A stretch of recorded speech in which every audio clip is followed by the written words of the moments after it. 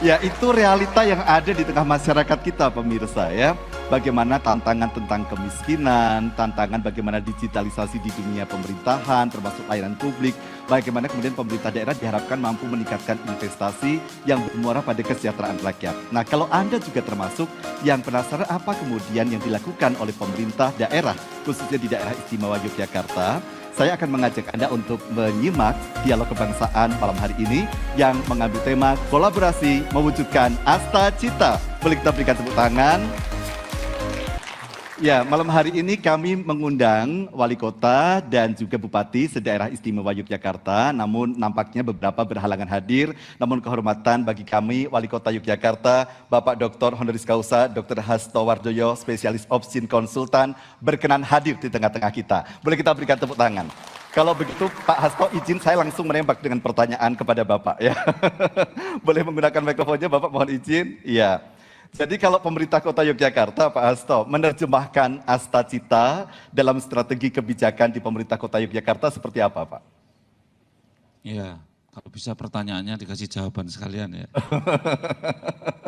Ini kayak orang ujian, masih trauma debat pilkada. Oh, gitu. Ada penanya, terus kita Gitu ya. dijawab itu, aduh. Diberi durasi waktu lagi. Apalagi melihat bawa apa, kertas itu kan Ya. nanti nomor berapa lagi ya pertanyaannya. Ya, tapi menarik tadi apa ya prolog yang disampaikan bahwa kita ada Asta Cita dan kemudian ya kemiskinan, kesejahteraan menjadi fokus interest pembicaraan pada malam hari ini salah satunya. Bagi saya ketika dalam Asta Cita itu ada ya pemahaman, pendalaman, implementasi Pancasila lebih kuat lagi, menguatkan ideologi Pancasila, maka sebetulnya di kota Yogyakarta gotong royong itu menjadi jargon. Karena kota Yogyakarta punya namanya gandeng gendong gitu ya. Jadi yang kaya, yang gendong yang miskin, yang belum mampu gitu. Jadi kemudian juga ada Segoro Amarto, semangat gotong royong, ambangun majune ngayu Jakarta. Nah saya kira sebagai orang baru di kota ini ya saya merasa ada hal-hal yang sudah mengakar di kota Jogja. Saya tinggal melanjutkan. Nah, menguatkan gotong royong itu penting ya. Kalau menurut saya ketika kita bisa saling tolong menolong itu akan mempercepat pengentasan kemiskinan ya. Kami kemarin sudah coba kalau gotong royong di kota itu bedah rumah itu kayak apa gitu. Beda enggak dengan di Kulon Progo itu semangatnya gitu kan. Oh ya rupanya polanya berbeda dengan Kulon Progo. Lah ini kita harus punya jurus-jurus baru untuk kekuatan mengentaskan kemiskinan dengan pola yang berbeda. Tetapi pengamalan gotong royong itu penting. Yang kedua, padat karya. Bagi kami bagaimana mendeliver modal yang dimiliki oleh menengah ke atas kepada ke bawah ini penting. Karena gini rasio atau kesenjangan ekonomi di kota Jogja dan di daerah istimewa Yogyakarta ini kan cukup tinggi, ya 0,4 itu. Artinya jauh di atas rata-rata nasional. Oleh karena itu mendeliver kekuatan modal dari yang atas kepada yang bawah menjadi tema yang menarik, sehingga padat karya bagi kami menjadi penting. Ya kalau bisa pekerjaan dipadat karyakan, ya kita padat karyakan. Gitu. Seperti kemarin kita punya ide kalau untuk sampah itu ada penggerubak yang banyak gitu. Nah, ternyata juga di satu sisi saya senang karena ada 1.136 orang berduyun-duyun pingin jadi penggerubak gitu ya. Tertarik untuk jadi penggerubak ya. Ini bagian dari padat karya juga, tetapi di sisi lain kan saya, berarti pengangguran kita itu masih cukup banyak dan ternyata jadi penggerubak aja bisa peminatnya banyak gitu ya. Ini kan ya seneng tapi ya sedih juga gitu ya. Tapi ini spirit padat karya harus kita terjemahkan, termasuk di kota Yogyakarta ketika kita punya fokus sampah, makanya sampah pun pendekatannya harus dengan padat karya. Ya, ini sekali lagi agar kesenjangan berkurang, kemudian juga kita sambil mengentaskan kemiskinan dan pengangguran. Ya. Baik. Nah, Jadi ada nilai-nilai lokal yang kemudian memang diangkat dan diperkuat untuk bisa menjawab tantangan ekonomi, gotong royong maupun juga padat karya. Selain tadi kemudian program yang berkaitan dengan kemiskinan, sebenarnya concern Bapak juga pada reformasi birokrasi, tata kelolanya juga diperbaiki, karena muaranya ke sana. Iya pasti, karena budaya berpikir business as usual itu kan memang ada dan selalu melekat pada kita-kita ya. Kalau tidak diajak untuk melihat peluang, kalau nggak ada peluang ya harus kita ciptakan peluang kan. Kan harus begitu. Kalau kita tidak melihat itu, kalau nggak punya perhatian kan melihat aja nggak, ya. Apalagi menciptakan peluang. Gitu. Oh, melihat peluang yang sudah ada aja nggak bisa gitu kan. Baik. Apalagi kalau nggak ada peluang sama sekali terus menciptakan peluang kan lebih sulit lagi. Makanya ya merubah mindset itu penting. Bagi saya selalu saya sampaikan bahwa inovasi tidak cukup, ya harus ada revolusi. Jangan diterjemahkan revolusi itu terus perangan, tidak. Revolusi hanya merubah mindset ya. Sedangkan inovasi ya just normal science lah. Baik, terima kasih. Biasa-biasa saja. Boleh kita berikan tepuk tangan dulu untuk Wali Kota Yogyakarta Bapak Hasto Hardoyo. Saya akan beralih ke Bapak Dr. Andes Susmiarto MM, Sekretaris Daerah Kabupaten Sleman. Pak Susmiarto hari ini hadir mewakili Bapak Bupati. Jadi bisa juga menyampaikan kepada kami grand design atau cetak biru dari pemerintah Kabupaten Sleman dalam mendukung Astacita ini seperti apa Pak? Ya, terima kasih. Saya mewakili Pak Bupati. Jadi Astacita itu kan program pemerintah pusat. Dan pemerintah pusat itu harus ada pemerintah daerah harus ada keselarasan. Sehingga tentu kita sangat mendukung apa yang menjadi program Presiden terpilih untuk masa bakti yang akan datang. Oleh karena itu kami dari pemerintah Kabupaten Sleman tentu juga mendukung itu, termasuk misalnya soal bagaimana masalah kemiskinan. Astacita itu kan pemerataan ekonomi dan pemberantasan kemiskinan. Oleh karena itu ada kemiskinan penanganan itu yang sifatnya bantuan sosial bagi mereka yang memang tidak punya kemampuan potensi meningkatkan ekonomi, misalnya yang lanjut usia, yang memang sakit dan sebagainya itu kan ada bantuan-bantuan sosial termasuk layanan kesehatan. Lalu BPJS, APBD mengeluarkan untuk bantuan itu, meskipun APBN juga, tapi kan bagaimana biar jaminan sosial kesehatan itu porsinya APBN, porsi mandiri dan pemerintah daerah itu nyengkuyung itu. Ada performa anggaran yang ya ada itu. Kemudian juga kita menggerakkan untuk sektor-sektor yang bisa tumbuh. Contoh yang kemarin kita mengundang perguruan tinggi khususnya yang ada di Sleman itu, kita minta mendukung kerjasama pengentasan kemiskinan. Jadi program Bupati kan ada program satu keluarga miskin satu sarjana. Makanya kita kemarin sudah terakhir kita kerjasama ini ada dari UTY, kemarin Pak Rektor. Jadi dengan UTY itu artinya gini, tidak hanya sekolah, tetapi sekolah magang punya kesempatan kerja. Nah, kemarin UTY kuotanya 80, nanti 2 tahun itu APBD membiayai per tahun 15 juta. Kemudian nanti magang di perusahaan di Jawa Barat sana, Semco Group, sehingga itu ada pola terakhir. Pola sebelumnya adalah kita ngirim 43 keluarga miskin ke Semco Group juga, lulusan SLTA, kita seleksi, ada 43 di sana. Itu inovasinya Kersaku Sembatan, jadi kerja sambil kuliah. Jadi dia di sana kerja tapi diberi kesempatan sekolah. Kemudian yang sudah berjalan juga dengan Universitas Amikom dan Universitas Aisyah. Nah sudah jalan, maka dari itu kemarin kita ngundang, alhamdulillah ada rektor, ada wakil rektor pada datang. Intinya kita ingin memastikan bagaimana peran perguruan tinggi untuk bersama-sama dengan pemerintah Kabupaten Sleman memutus mata rantai kemiskinan. Kalau orang tuanya miskin, harapan kita dengan anak-anak miskin itu bisa sekolah, punya pendidikan, kualifikasi keterampilan yang lebih baik, harapannya dia punya mata pencarian yang lebih baik. Sehingga kemiskinan itu tidak diwariskan. Baik, Pak Susmiarto, apa gagasan besarnya sehingga kemudian pemerintah Kabupaten Sleman memilih jalur pendidikan sebagai pintu masuk untuk pengentasan kemiskinan? Ya, artinya kalau anak-anak dari keluarga yang tidak mampu itu punya pendidikan yang lebih baik, punya kompetensi yang lebih baik, kualifikasi keterampilan yang lebih baik, harapannya dia punya kesempatan kerja yang lebih baik.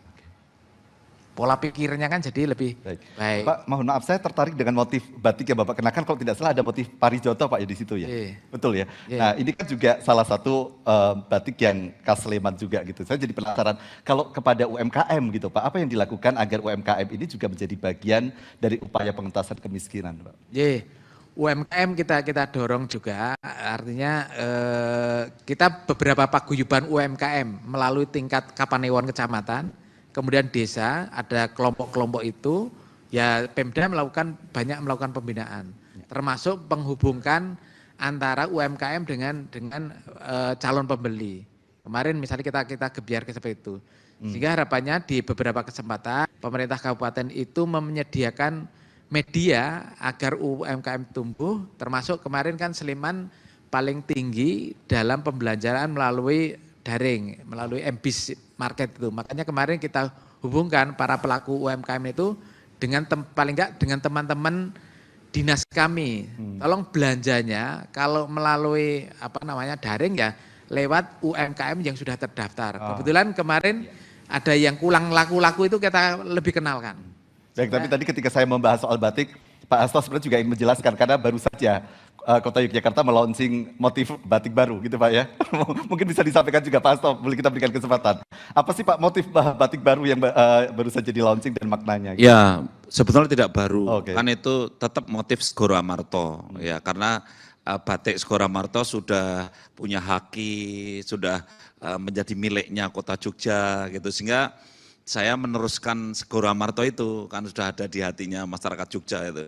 Nah, kami hanya menambahkan sedikit aja dan itu pun yang nambahkan para kurator begitu ya. Setelah itu kita launching dan kemudian kita bikin capnya karena ini ya self kritik ya bahwa kita kota batik ya, tetapi anak-anak sekolah di Kota Yogyakarta ini kalau pakai seragam batiknya kan beli batik, bukan batik gitu ya. Kan yang merinting bukan Kota Jogja ya. Yang merinting kan kota lain gitu ya. Dan sehingga agak ironis ya. Makanya saya ingin ya quote and quote ya merebut pasarnya sendirilah. Sehingga kita akan membuat batik itu anak sekolah ada 65.000, PNS ada 6.000, ya lumayan 70.000 ada di tangan lah paling tidak. Artinya bukan hanya sisi budaya tapi juga penguatan ekonomi. Harus memberikan dampak ekonomi. Memang kita itu budaya, karya, seni, sastra harus produktif ya. Kalau tidak karya bisa mati juga gitu kan.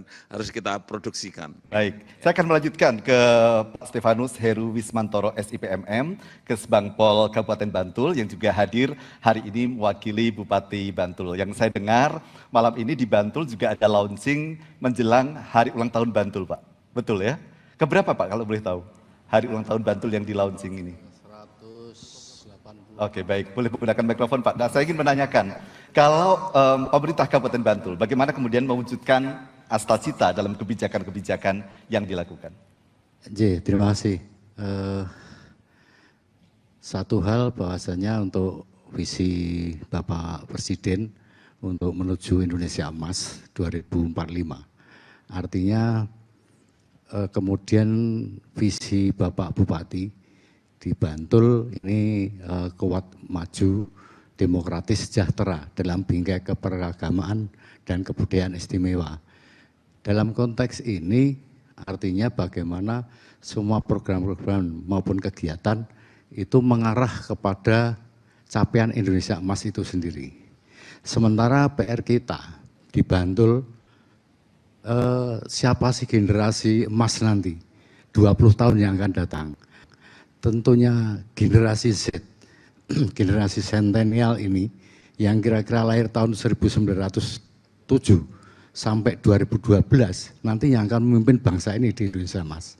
Artinya ini harus dikuatkan, dibantu sekitar 130 ribuan generasi ini.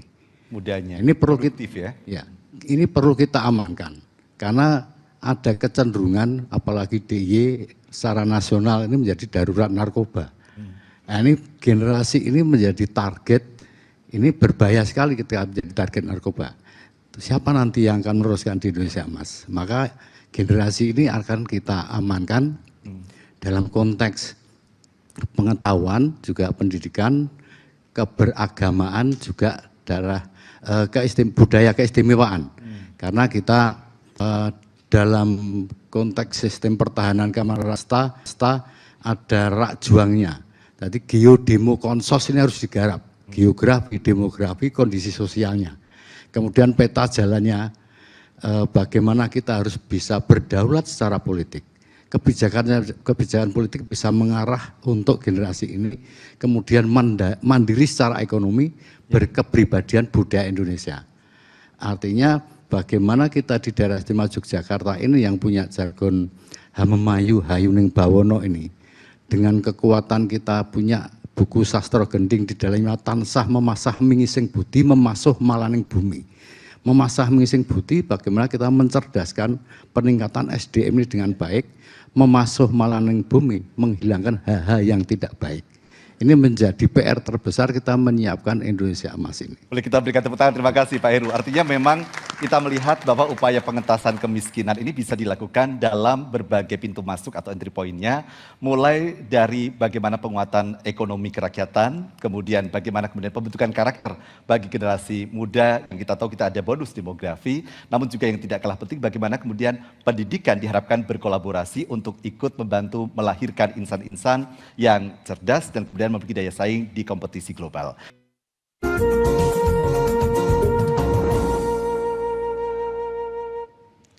Terima kasih Anda masih bersama kami menyaksikan dialog kebangsaan, kolaborasi mewujudkan asta cita. Saya boleh minta tepuk tangan yang lebih semangat lagi sebagai bentuk kolaborasi kita.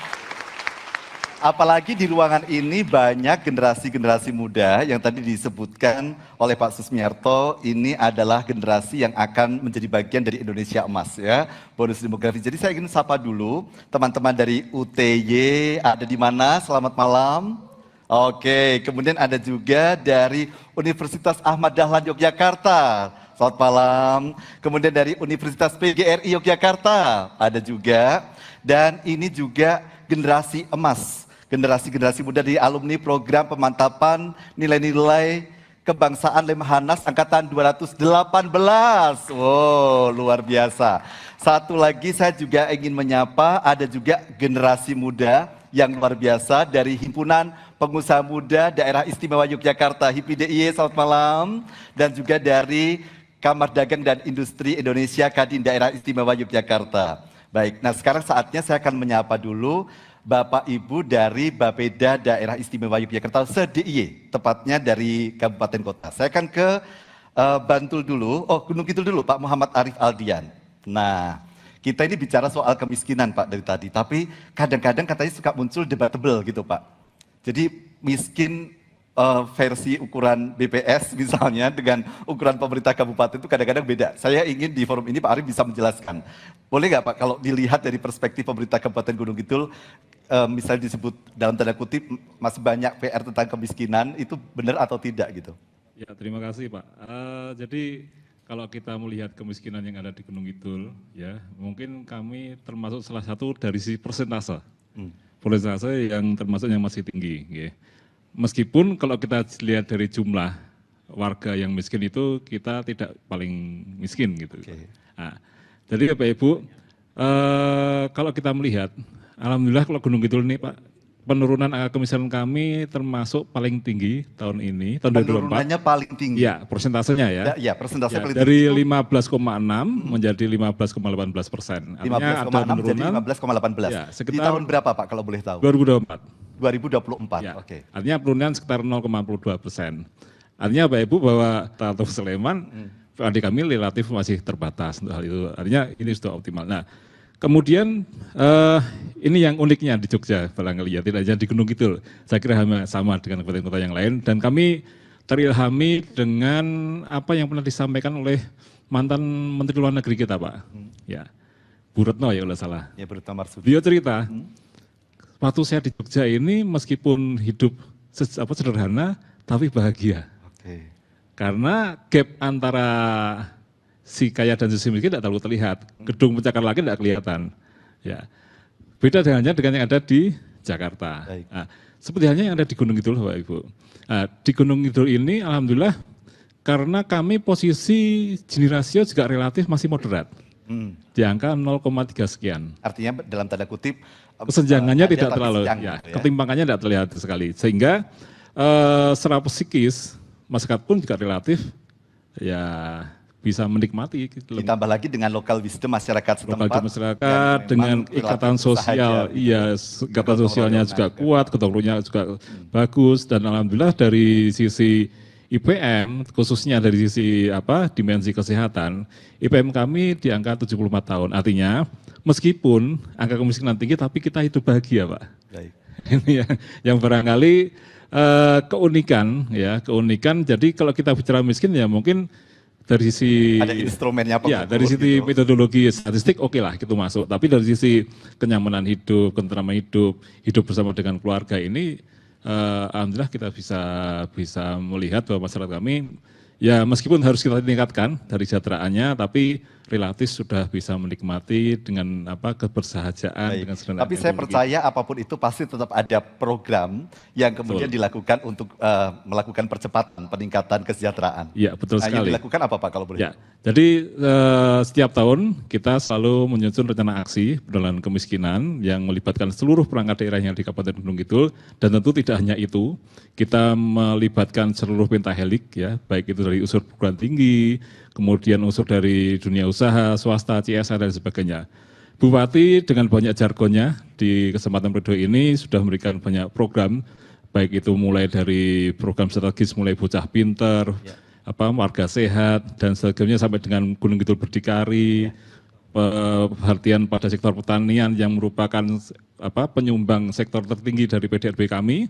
Nah, di sini banyak hal sudah kita rencanakan, dan kemarin Bupati Gunung Kidul juga menyiapkan 100 hari program strategis ya quick win yang dilaksanakan, dan sudah hampir 90% sudah terlaksana atau barang 90%. Iya, Wow, untuk program yang direncanakan dari seluruh perangkat daerah. Tepuk tangan.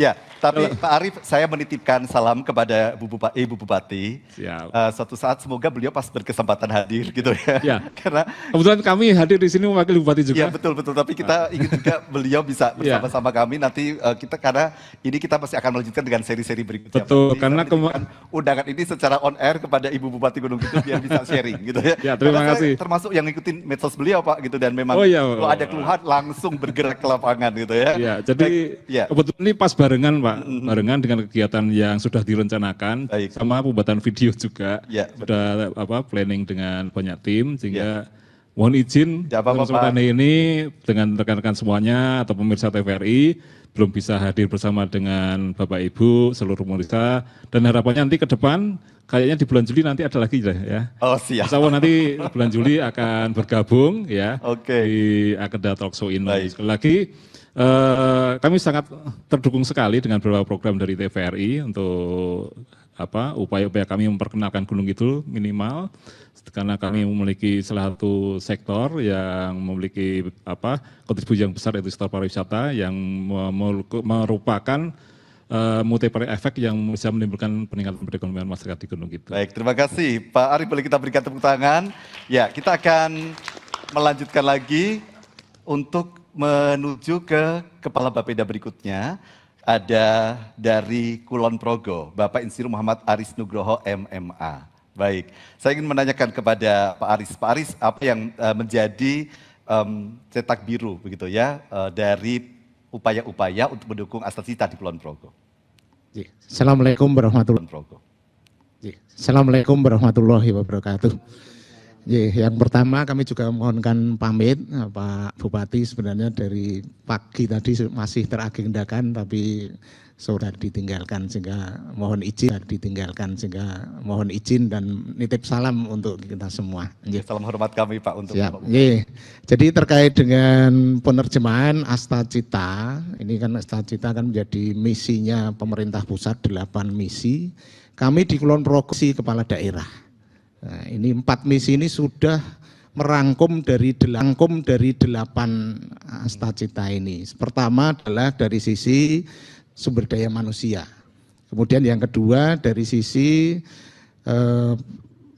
ekonomi dan pemerataan ekonomi, pertumbuhan ekonomi. Kemudian ketiga ini lebih ke tata kelola pemerintah. Ya. Kemudian yang keempat terkait dengan infrastruktur, kemudian lingkungan hidup. Baik Pak Aris, mohon maaf, ditahan dulu. Jadi ada tentang SDM, kemudian tadi tata kelola pemerintah dan infrastruktur, kemudian juga tentang ekonomi. Ya. Ada 4 paling tidak yang ngerayu-ngerayu. Baik, saya lanjutkan lagi. Tadi ada Pak Aris. Pak Aris tadi 4 program sebagai penjawatahan dari Astacita. Ukuran keberhasilannya, tolak ukurnya apa Pak dari 4 itu? Yang dari sisi SDM, tentunya dari pembangunan manusia. Kemudian dari sisi perekonomian, daya saing, ini tentunya dari sisi angka pertumbuhan ekonomi. Kemudian kalau yang dari tata kelola, ini bisa terkait dengan landing, kemudian RP reformasi birokrasi, kemudian dari infrastruktur, ini kita bisa dari angka kemantapan dari jalan nasional kabupaten ini. Ini indikator-indikator yang bisa kita tetapkan untuk mendukung itu. Baik, saya akan ke Bapak Agus Triharyono, Kepala Bapeda Kota Yogyakarta. Pak Agus, Kota Yogyakarta, orang mungkin beranggapan ini sudah clear gitu ya, jadi persoalan kemajuan pasti sudah tidak perlu diperdebatkan, karena Kota Yogyakarta begitu, tapi di balik kemajuan itu bisa jadi juga ada persoalan-persoalan besar tentang kemiskinan dan lain-lain. Tapi saya ingin kita melihat dari perspektif energi yang positif dulu. Kekuatan besar Kota Yogyakarta untuk bisa tadi mendukung yang disampaikan Pak Wali Kota, meskipun beliau sudah menyebutkan ada nilai-nilai kegotong royongan, kemudian tadi padat karya, mungkin ada hal lain yang kemudian ini menjadi concern dari pemerintah Kota Yogyakarta melalui Bapeda tentu saja. Terima kasih Mas Ferry. Jadi sebagai langkah awal dalam perencanaan kita akan mempunyai indeks pembangunan manusia kita ini kan tertinggi di Indonesia ya, di angka 89,1.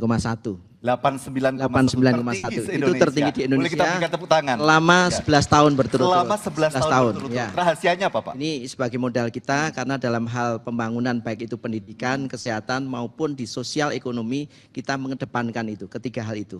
Oke. Makanya hal ini yang menjadi persoalan di kota, mungkin di Astacita ini kan ada 3 hal yang akan kita konsentrasikan. Yang pertama adalah kita tahu yang namanya peningkatan sumber daya manusia. Ini yang betul-betul harus kita jalankan karena kita nggak punya sumber daya alam. Makanya sumber daya manusia ini yang harus kita tekankan. Yang pertama kita akan melakukan di 100 hari yang kemarin ini, 100 hari ini adalah program 1 keluarga miskin 1 sarjana. Nah ini. Yang kedua ada program sekolah tunas unggulan juga. Nah, ini kita lakukan dan juga kalau itu di bidang pendidikan, kalau di bidang kesehatan ada Posyandu Paripurna, ada juga yang namanya 1 bidan 1 kampung. Ini akan dilakukan untuk peningkatan kualitas kesehatan dalam penduduk di semua kelompok usia. Ini khususnya pada bidang sumber daya manusia. Yang kedua bagaimana infrastruktur yang berkelanjutan. Ini yang penting kita lakukan. Jadi kita akan meraih yang namanya adalah program unggulan Kampung Layak Huni. Kampung Layak Huni. Nah, di sini Kota Yogyakarta sudah melakukan yang namanya M3K, mundur munggah madep kali. Ya. Dan juga konsolidasi lahan juga. Nah, ini kita lakukan semuanya apa? Dalam rangka untuk mengemban yang namanya seluruh masyarakat di Kota Yogyakarta baik di bantaran sungai, di kawasan kumuh ini akan menikmati apa yang dinamakan seluruh hal-hal yang sifatnya kebutuhan dasar seperti air bersih. Nah, itu kan harus di situ yang namanya drainase yang sempurna seperti apa, papan yang sempurna seperti apa, ini kita lakukan. Nah, makanya ada program namanya Rumah Tidak Layak Huni, setiap minggu kita lakukan untuk yang namanya rumah tidak layak huni harus kita sentuh di situ. Kita intervensi, itu setiap minggu. Itu kita lakukan dalam program 100 hari ini. Terus ada lagi aspek yang ketiga yaitu ekonomi berbasis kerakyatan. Ini yang kita lakukan yaitu dengan pertumbuhan ekonomi, peningkatan, pemerataan pendapatan masyarakat. Itu terus kita lakukan, salah satunya tadi sudah diturunkan sama Pak Wali Kota dengan Segoro Amartorebon yang tadi ada batik tadi. Nah, semua UMKM nantinya akan tersentuh di situ. Nah, Segoro Amartorebon namanya di situ dan juga ada kampung tematik ini. Kampung tematik itu kita adalah One Village One University. Kita sudah kerjasama dengan 47 universitas. Kami sudah MOU di situ. Nantinya kampung-kampung itu semuanya akan bekerja sama dengan universitas yang masing-masing universitas ini, satu universitas mungkin ada 2 kampung yang semuanya sudah ber-MOU nantinya. Nah, ini Konkretnya kita mereka lakukan. mendapatkan beasiswa dari universitas tersebut atau bagaimana? Ya, ini kan sudah 47 universitas ya. Kita ada 168 kampung, 169 kampung. Ini semua akan tersentuh di situ. Oh. Nah, di situ apakah tipikalnya di situ kampung itu apa? Nah, di situ akan kita lakukan bagaimana geliat kampung, bagaimana modal kampung itu akan bersikap. Baik, Jadi makasih seperti Pak itu. Agus. Boleh kita berikan tepuk tangan. Saya akan beralih ke Sleman, Bapak Insinyur Bianto Sudibyo MT, Kepala Bapeda Sleman. Karena Sleman ini kan ada daerah urban dan rural Pak ya, gitu. Jadi bagaimana kemudian memastikan bahwa peningkatan kesejahteraannya berjalan bersama-sama di sana, termasuk dari sisi misalnya digitalisasi pelayanan untuk masyarakat setempat. Terima kasih. Untuk di Sleman, ini dalam rangka mendukung Astra-Cita, kan Astra-Cita itu ada 8 tadi. Kita mencoba sudah mengkonekkan dengan program-program yang ada prioritas Pak Bupati dan Pak Wakil Bupati. Di program prioritas kita, di Pak Bupati Wakil Bupati itu ada 16. Diterjemahkan dalam 16. Diterjemahkan dalam 16 program prioritas. Mulai dari SDM sampai infrastruktur, sampai ke lingkungan hidup, dan sampai ke budaya. Semuanya sudah ngeling ke sana gitu. Sehingga mudah-mudahan apa yang diamanatkan di Astra-Cita itu hampir sudah terbreakdown di semua wilayah. Dan kami ini mungkin teman-teman ini kan sekarang baru menyusun RPJMD. Iya. Nah, RPJMD ini kita dievaluasi oleh provinsi. Iya. Sehingga nanti disocokkan dengan program provinsi, nanti provinsi akan dievaluasi oleh pusat. Ya. Sehingga program Astra-Cita pasti akan sampai ke pusat juga, masing-masing kabupaten. Nah, sehingga dengan pemerintah Pak Prabowo ini benar-benar bisa ngeling dari pusat sampai ke kabupaten. Dan kami mungkin nanti ngeling juga dengan kelurahan atau di desa. Sehingga semuanya akan terkonek. Karena ada musrenbang juga yang dilakukan. Dan sampai ke indikator, itu indikatornya sama.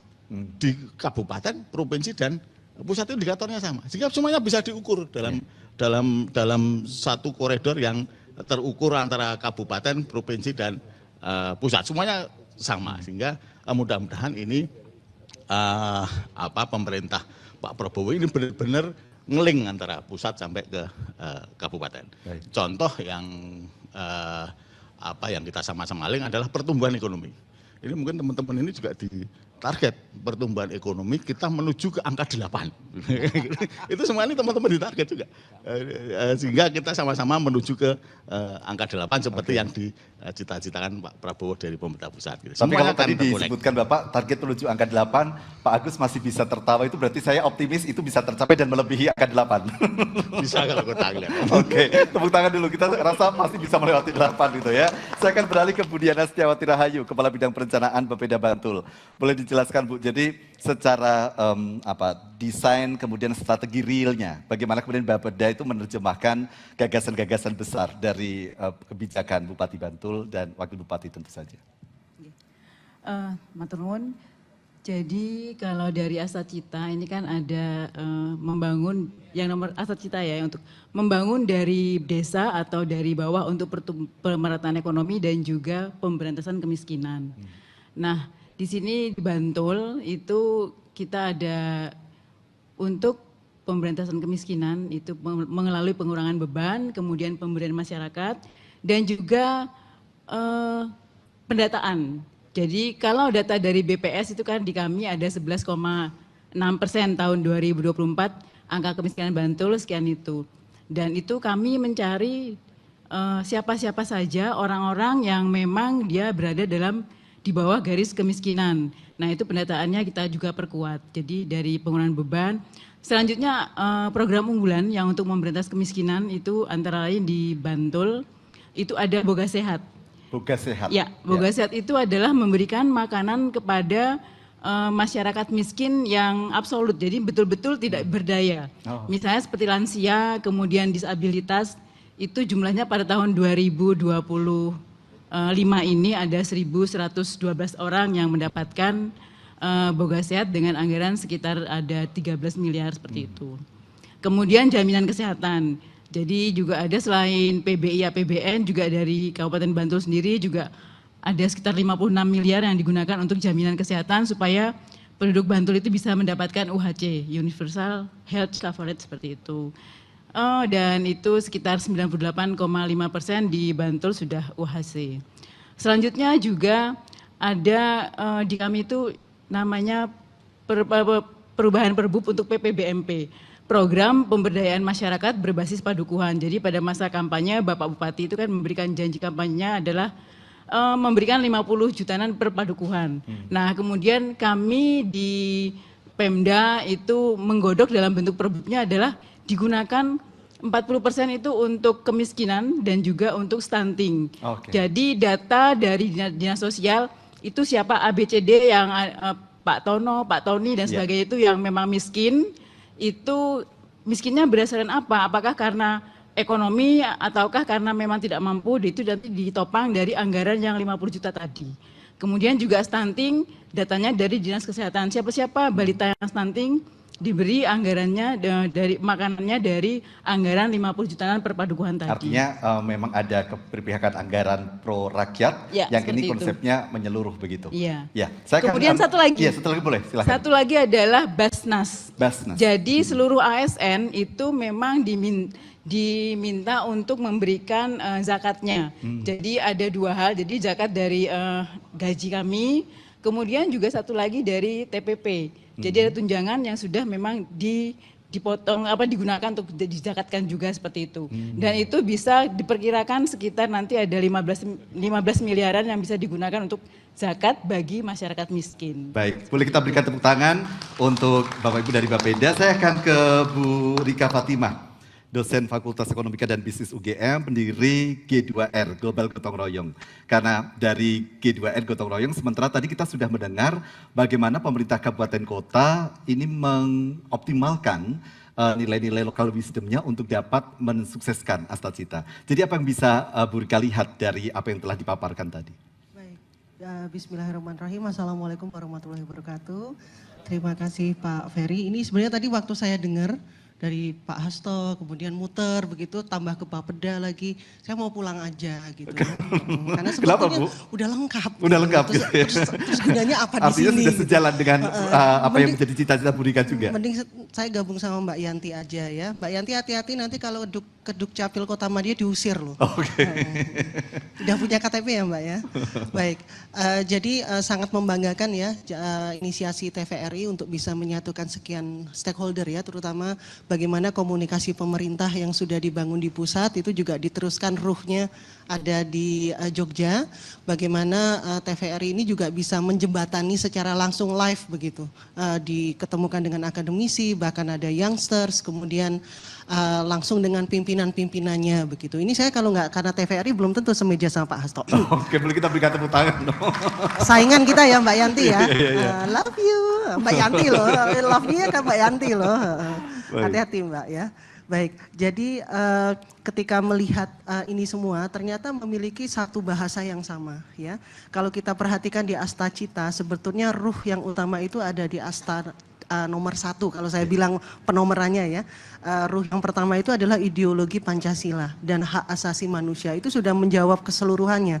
Jadi kalau ruh nomor 1 ini tidak tercapai, kita sebagai warga negara Indonesia itu tidak paham Pancasila dan hanya melihat lambang Garuda itu sebagai simbolis, kemudian hanya sekedar kita lihat pada kebangkitan Pancasila, kesaktian Pancasila, waktu 17-an, hanya sebagai rutinitas event, maka asta-asta yang lain juga sia-sia begitu. Karena hal-hal yang sudah dibangun dari Asta 2 sampai Asta 8 ya nomornya itu merupakan normatif semua.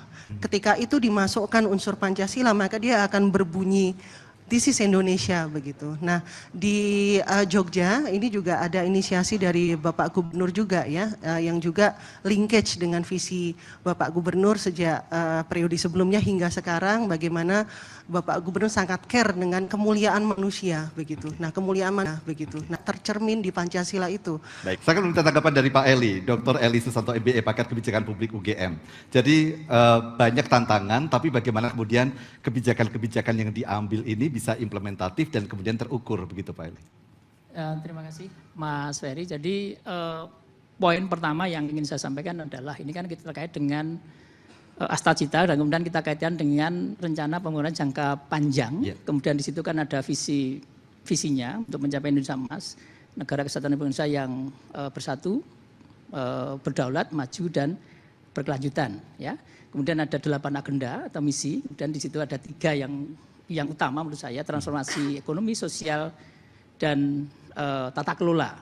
Saya yakin di Jogja, Pak Hasto dan Bapak Ibu yang lain sudah mulai membangun yang namanya institusi ekonomi yang inklusif. Ini menjadi hal yang menurut saya sangat penting, sebagus apapun geografinya, sebagus apapun kulturnya, kalau politik tadi tidak mengarahkan pada sistem ekonomi yang inklusif, maka potensi-potensi yang ada di daerah tadi tidak akan termanfaatkan untuk kemaslahatan bersama. Maka dalam konteks ini kebijakan-kebijakan yang diwujudkan pun juga harus mengarah pada ekonomi yang inklusif. Tapi tadi saya baca di data RPJP kita itu kan sangat hiper regulatif.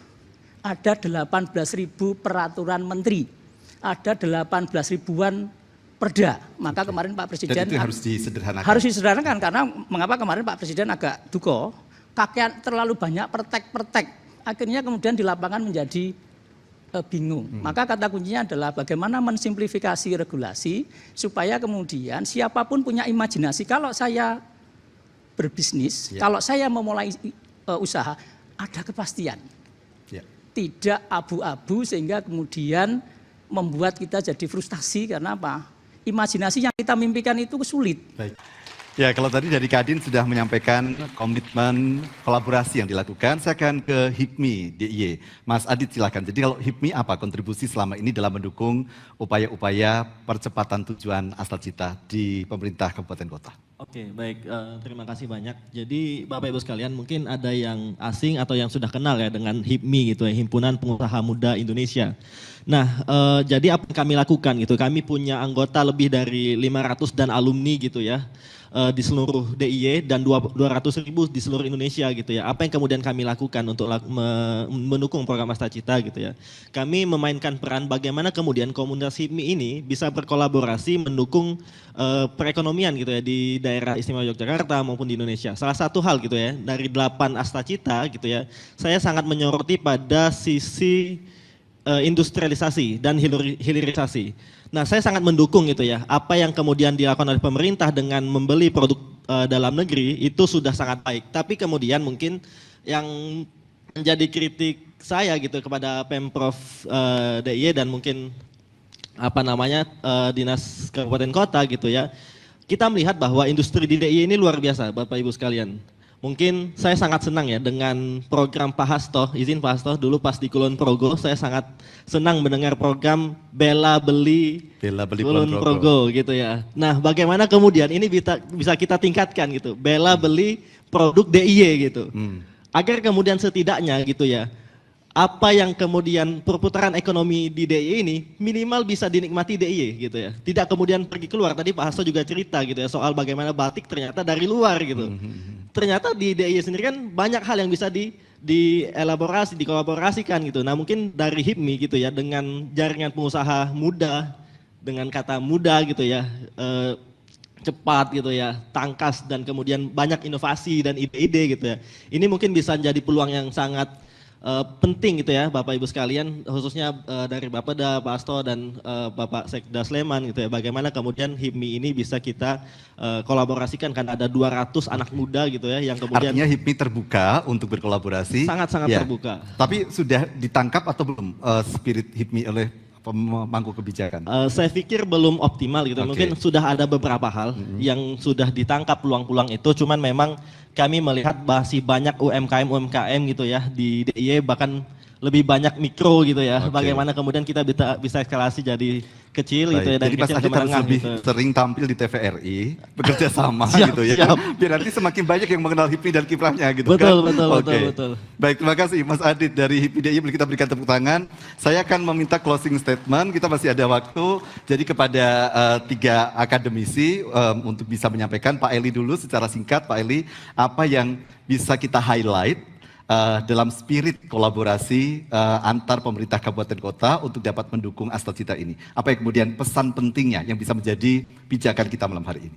Oke, yang pertama tadi sudah sampaikan Pak Hasto dan Mbak Rika bahwa salah satu modal sosial di dalam rencana pembangunan jangka panjang adalah Pancasila dan di dalamnya adalah gotong royong. Maka konsep gotong royong ini harus menjadi spirit.